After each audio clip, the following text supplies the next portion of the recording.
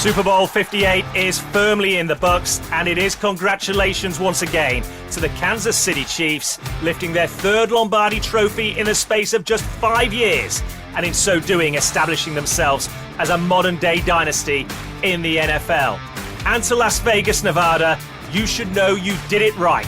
You were a superb host venue for Super Bowl 58, and no doubt the big event will be coming back to Vegas at some point in the near future. For 31 other teams, though, outside of the Chiefs, planning is already well underway to try and find a way to wrestle that Vince Lombardi trophy from Kansas City's grasp next year. And to that end, free agency begins in 3 weeks' time on March the 13th. Then the last weekend in April, it's the NFL draft. Then it'll be mini camps. Then it'll be preseason training. And before we know it, September and the big kickoff will be upon us once again. We're constantly told there is no off-season in the NFL, and so to that end, over the next several weeks, we're going to take a deeper dive into 3 franchises, the Raiders, the Cowboys, and the Ravens. So what are we waiting for? Let's turn the page and take a closer look at the Las Vegas Raiders. Graves on Gridiron with Richard Graves. Yes, welcome along to the show. This is Graves on Gridiron. I am your host, Richard Graves.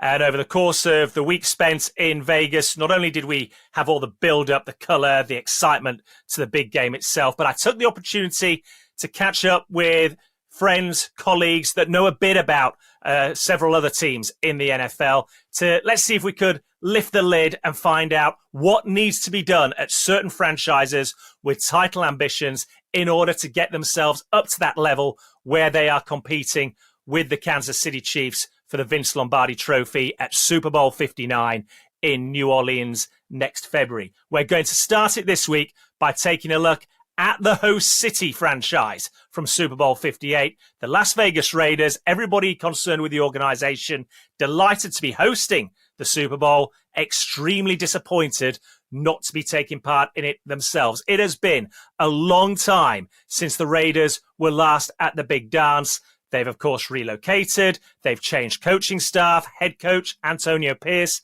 is now in situ on a permanent basis after impressing everybody just about in his interim role in the second half of this last season. Rob Ryan is part of his coaching staff as well. So I got to catch up with him and find out exactly what the plans are between now and the NFL draft. But before we hear from Rob Ryan, let's get a media perspective. If you like, fresh eyes, looking from the outside in. To that end, Joe Arrigo from Franchise Sports covers all things sports in Las Vegas. And whilst on Radio Row last week, I got his thoughts on what lies ahead and what needs to be done in the off-season with those Las Vegas Raiders. Let's talk Raiders then, because it's been quite a past 12 months for them. Antonio Pierce is now confirmed as the new head coach. All change again. You follow this. You live in this city, so you follow this team closer than any of us. Joe, it's a big off-season, isn't it, for the organisation? You know, it's a big off-season, but I don't think it's an off-season that will decide whether or not he's the guy, like, long-term. I think what's going to, Antonio did a great job of coming in, galvanizing the Raiders, and bringing back the Raider way. The Raider way is something that, quite frankly, it's hard to articulate, just because there's 31 teams and then there's the Raiders, but he brought back that arrogance, that toughness, the vibe that no one's gonna mess with us. Where you didn't see that with the last regime that was there. They try to put a square peg in a round hole. And I like the fact that he came in and reestablished, and he's bringing back all of the Raiders with gold jackets. They're all a part of the organization. He wants to include them in everything, and you couldn't say that with giving Josh a sense McDaniels. of the history and heritage of the organization as well. At the end of the last game, you had a room full of former Raiders with gold jackets. You had Richard Seymour, Charles Woodson, the list, Rod Woodson. The list goes on and on. They're all there, and they're smoking cigars, and they're enjoying him and Champ, Antonio Pierce and Champ Kelly did a real good job of including that and bringing that back. And I think these younger Raiders, they need that. They need to have that sense of what it means to be a Raider. We just had Hugh Jackson on our show, and he said the same thing. How important was the final month of the regular season for the Raiders? I mean, we saw them go down 3-0 at home to the Vikings, but then on Christmas Day, go up to KC and turn over the ball, get the job done when they were heavily underdogs going into that game. You've spoken about Antonio Pierce's attitude that he's now bringing back to the organisation. Do you believe in momentum, the way you play in the final month of one regular season rolling over to the next? 100%. I think that that's what gave him that's what gave him the job. To be quite honest with you, he goes in there, turns you. They had a couple hiccups. The Minnesota game, and I think the Indianapolis game too. That came out. You can't coach on emotion. And I think that's what happened. He got a little emotional, but thank God for Raider fans that he brings Marvin Lewis stays on board. And there's other coaches that are older coaches that are being a part of the staff. But the thing that doesn't get talked about enough is how well Coach Graham did with that defense. I mean, that defense turned around to be a top 5 defense the minute Josh McDaniels got fired. And I find that interesting. An offensive coach with McDaniels, and then he turns around and the defense gets better when he's gone. What was really going on behind closed doors? In terms of personnel, what are we looking at in the off-season? What are the needs for the Raiders? And specifically at quarterback, where do you see them heading? I'm going to give you conspiracy theory. We love a conspiracy theory. They hired Cliff Kingsbury, or agree with Cliff Kingsbury. And I've been told, and it's been on record, that the Raiders are looking to move up for a quarterback. You could maybe surmise that Kingsbury wanted Caleb Williams, Antonio Pierce, and Jaden Daniels are really close. He's on the coaching staff at Arizona State, played against them when he was coaching Long Beach Poly in California. Jaden went to high school in San Bernardino, California. That may have been that we're going to trade, but we're going to get in there to get Jay. Well, I don't want Jay, I want Caleb. Well, then bounce, then go ahead and leave. So you could surmise that potentially. They're going to have to move up and get a quarterback. I think if any that they can't get one of the two, I think it's either Williams or Daniels. I think they're going to stay put, and I think at that point they may go try to get a veteran to help out. I don't see Justin Fields just off his relationship with Luke Getsy. Quite frankly, I'm not a big believer in Justin Fields. What I do think the Raiders have a big question is, the biggest question for them is, what are they going to do with Josh Jacobs?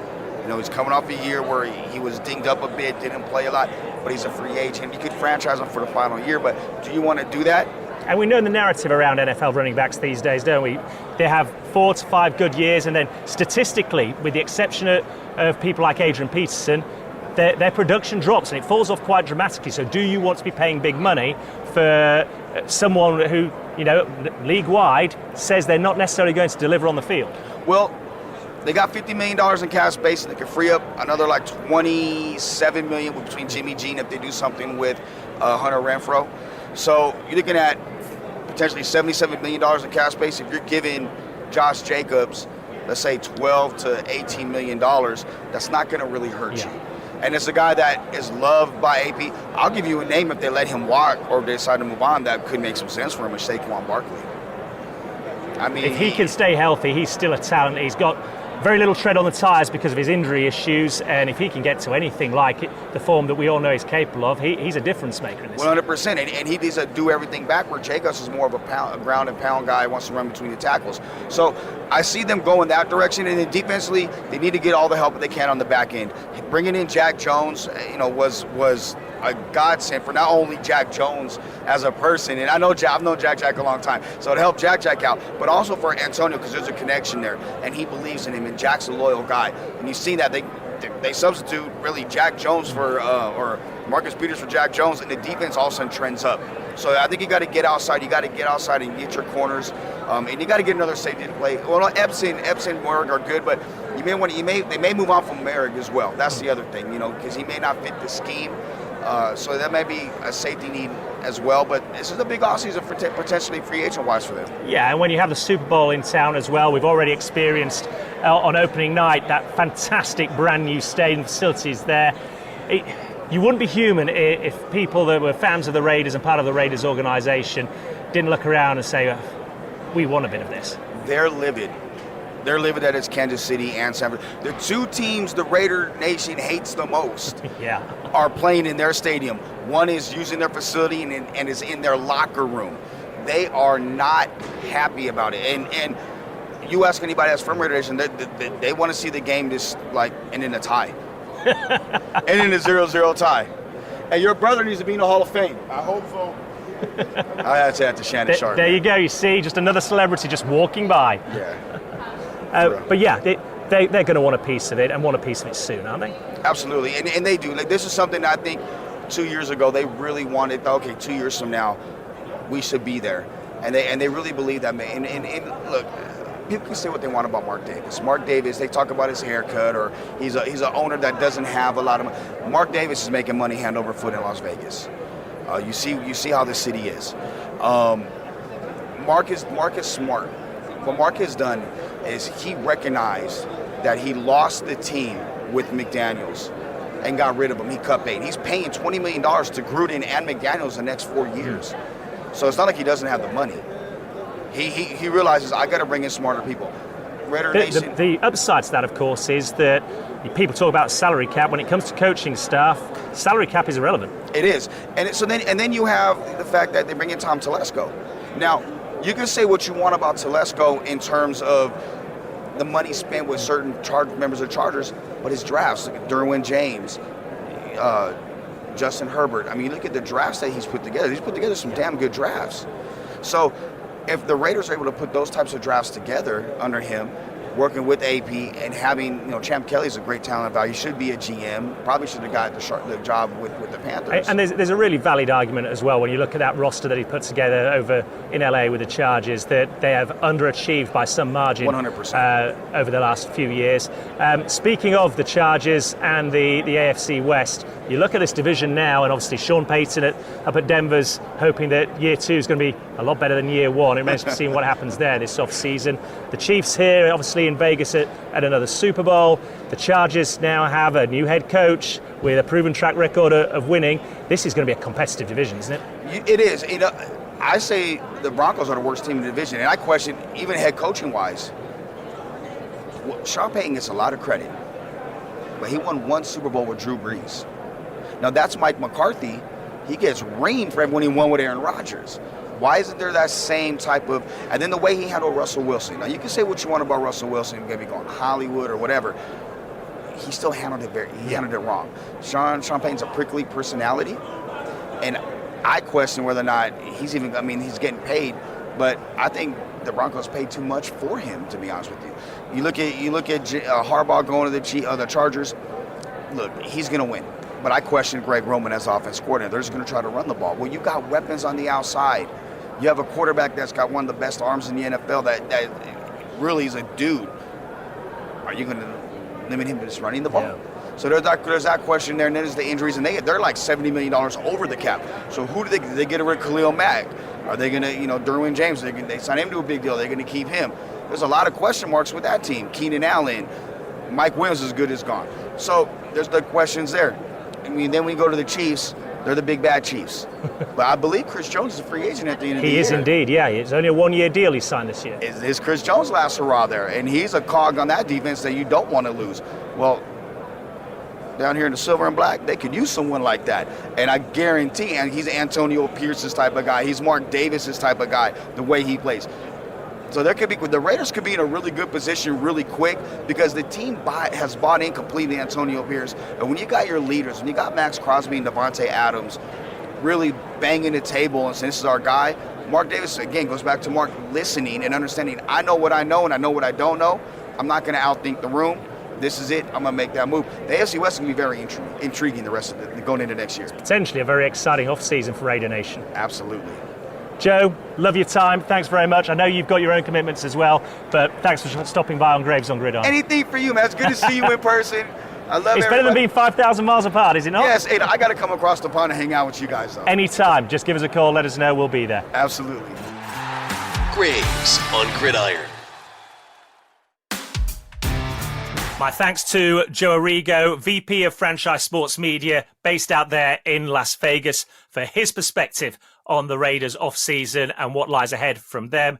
Also, whilst I was on Radio Row last week, we saw a familiar face. You may have heard this interview in the build-up to Super Bowl 58, but I thought it was worth playing it back in because he is integral. He is on the inside of the Raiders and everything they plan to do this off-season. He is a senior defensive assistant coach of the Las Vegas Raiders, speaks very highly of new head coach Antonio Pierce. It's a good friend and well-respected coach in the NFL, Rob Ryan. Great to catch up with him. Here's what he had to say about the off-season that lies ahead. Well, Rob, they say you can meet anybody on Super Bowl week on Radio Row, and there I was minding my own business, looked up, and I thought, I recognise that face. It's good to see you. How are you doing? It's great seeing you. It's been a few years. Has been a while. There's been a little pandemic in between, which disrupted things. Yeah. Changes of jobs as well. Yeah, I think it might have been the Super Bowl the last time the Niners played the Chiefs. Yeah, or in Miami, yep. And I went deaf in that game and still never recovered in my right ear. It's never come back. So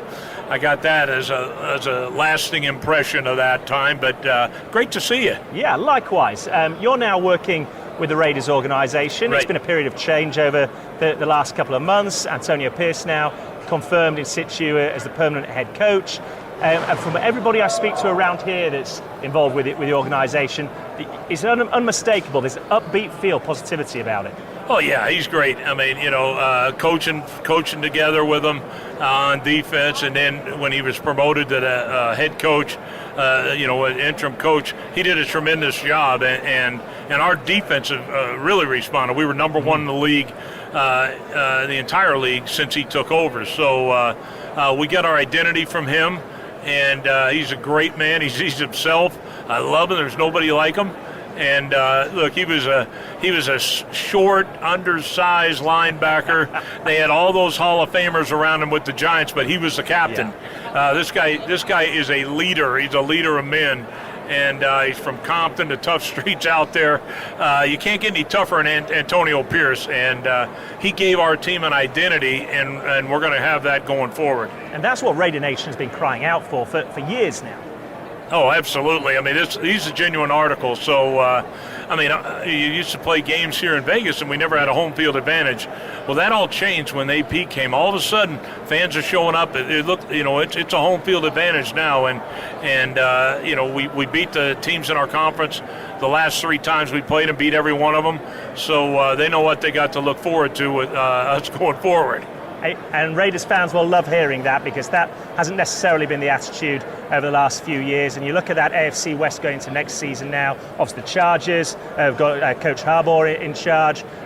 Sean Payton is hoping to turn things around in Denver. And you've got these Chiefs back in the Super Bowl again. It's going to be a heck of a division, isn't it? Oh, yeah, it's going to be great. And but, you got 3 great coaches. Well, we also got Antonio Pierce, who's a great coach. So 4 great head coaches. 4 great teams, and it's going to be a great division for sure, and we're looking forward to it. Our players are really excited about going forward under AP, and they worked their tails off to make it happen, and we're not going to let him down, that's for sure. What can we expect from the Raiders in the off-season then, and looking ahead to 2024? Well, Tom Telesco is our GM. He's one of the best in the business, and then getting AP, we had several new coaches come, so we have to get everybody up to speed on that, and we have a new offense coordinator, Luke Getsy, so a lot to look forward to in Raider Nation, and then of course you got the upcoming draft. We're going to add some good players, so we're excited about it in free agency, so it's a never-ending deal, you know that. Great seeing you. Great seeing Fantastic to have you on the show. All the best for the future, and we'll certainly stay in touch and watch with interest. All right, my friend. Good luck with the new endeavor. Thank you very much. All right. Graves on Gridiron.